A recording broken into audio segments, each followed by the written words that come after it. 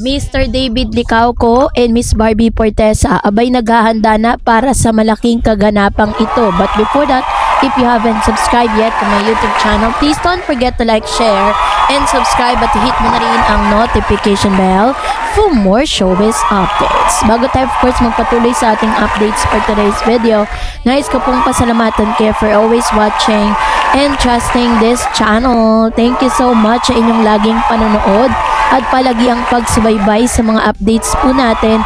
Maraming salamat po. Let's watch this video. Person ko yatang masasabi, hello, Araneta! Maraming salamat po sa Gawad La Salianeta sa pagkilalang ito at to my fellow winners, hello po sa inyong lahat, magandang araw po. Actually, from the bottom of my heart, gusto ko po magpasalamat dahil binigyan niyo po ng pagkilala ang category na digital platform. Dahil ngayon, syempre, laganap na rin po ang mga content and movies and films sa digital platform. And so, kung hindi po ako nagkakamali, parang kayo po ang unang nagbigay ng pagkilala at recognition sa digital platform category. So, maraming salamat po. And I share this award with my idol, Miss Eugene Domingo, oh my God. And gusto ko rin po magpasalamat kay Direk Chris Martinez dahil pinagkatiwalaan niyo po akong gampanan ang dalawang karakter na si Gigi at si Gia. Of course, to GMA Network, maraming salamat po sa walang sawang pagsuporta at pag-aalaga sa akin, to my Sparkle family, sa aking pamilya din, kay Daddy, kay Mama, kay Ate, kay Lucian at kay Benedict. Thank you so much sa inyong walang sawang suporta at pagmamahal. And again, walang bida kung walang...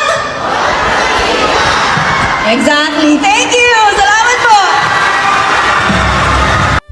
Ito nga ang unang pagkakataon na nabigyan ng award ang isa sa mga digital platform series, no, na kung saan ay talagang pang television lang talagang La Salanieta, no, na awards. Pero this time ay isa si Miss Barbie Portesa sa nabigyan ng awards dahil sa galing niyang pagganap sa isang series na napapanood pa rin ngayon sa isang platform or digital platform. Kaya naman masasabi natin na si Barbie ngayon, this is gonna be the year of her glorious days, no? Mula pa nung 2025 up until 2026, talagang umaarangkada po yung kanyang karera. Sinabi niya nga sa isang interview niya na talagang hindi niya ina-expect na ganito kaganda, no, yung magiging sunod-sunod na mga blessing na meron po siya, na talagang sobrang busy ni Miss Barbie.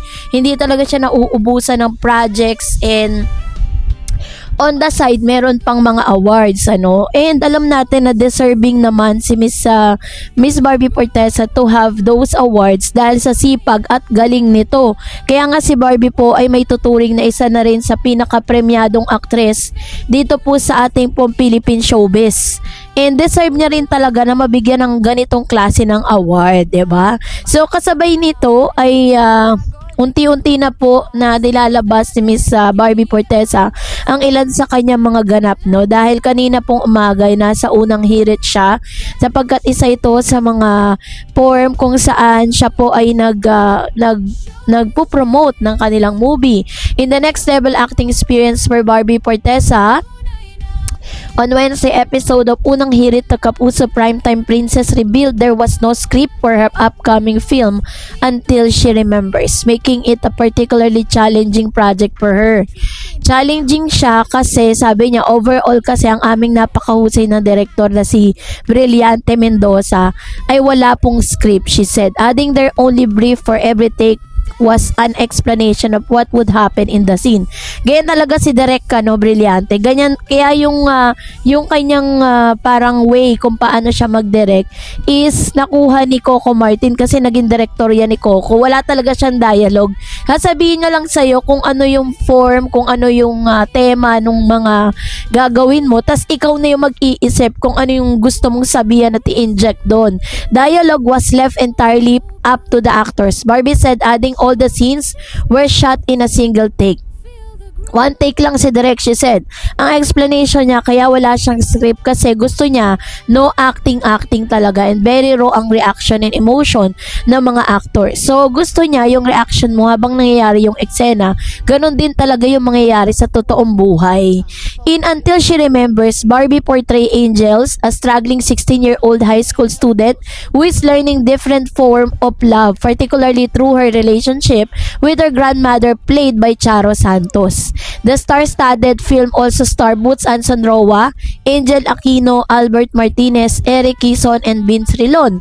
Until She Remembers set to hit Philippine cinemas on Feb 25, the movie comes at the heel of very busy 2025 for Barbie, who starred in the Kapuso series Beauty Empire and in the movies P77 and Contrabida Academy. Ganon kabisi ang isang Barbie. Pero syempre, hindi rin papakabog itong si David Licauco. Panoorin natin tong interview niya. Ka ba ngayon because, di ba, meron ka pa mga restaurant? Oo, yeah, tsaka magtatayo ako ng resort sa Siargao. Nagkakabalan ko. Pero tayo doon, pahit mo na eh, pwede ka na mag-beach. Although, Wala kang beer?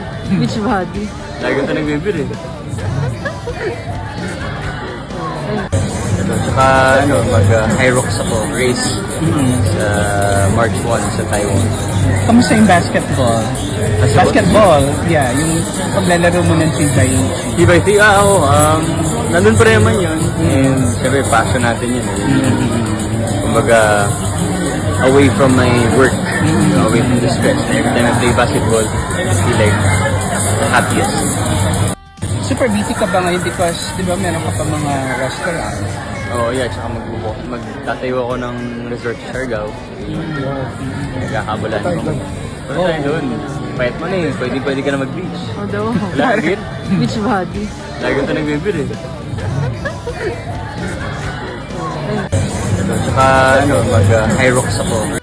According to David Licauco, aside from being an actor, ay itutuloy niya na rin yung kanyang sports at the same time, ngayong taon na 2026 kung saan matutuloy na po yung kanyang negosyo sa Siargao na magpapatayo po siya doon ng restaurant. So, ganun ka busy ang isang David Licauco. Of course, syempre dahil may negosyo siya doon, there are times na talagang may ispatan po natin si Mr. David Licauco sa Siargao dahil kailangan niya rin naman time to time na punta doon para po talagang makita yung kung paano tumatakbo yung kanyang negosyo. Kaya this year 2026, talagang mas magiging busy pa itong si Barbie at si David Licauco sa kanilang mga buhay right now. Kaya yung mga nagsasabi na si Miss Barbie Fortesa daw ay ikakasal na, si Barbie Fortesa daw ay engaged na, napaka-imposible. Dahil sobrang busy po ni Barbie, ganon din si David Licauco, napaka-busing tao. At hindi lang naman talaga siya bilang isang aktor, isa rin po siyang businessman na talagang yun talaga yung porte niya sa dami ng mga business niya dito sa Pilipinas. Talagang masasabi mo na buhay na talaga kung sino man yung babaeng mapipili ni Mr. David Licauco in the future. Buhay na kahit hindi na mag-showbiz, no? So sino kayo tinutukoy ko? Kayo na po ang magsabi sa comment section. And that's it for today. For more videos and updates, please don't forget to like and subscribe, and please don't forget to follow my Facebook page, Dareds TV and Dareds channel. God bless everyone.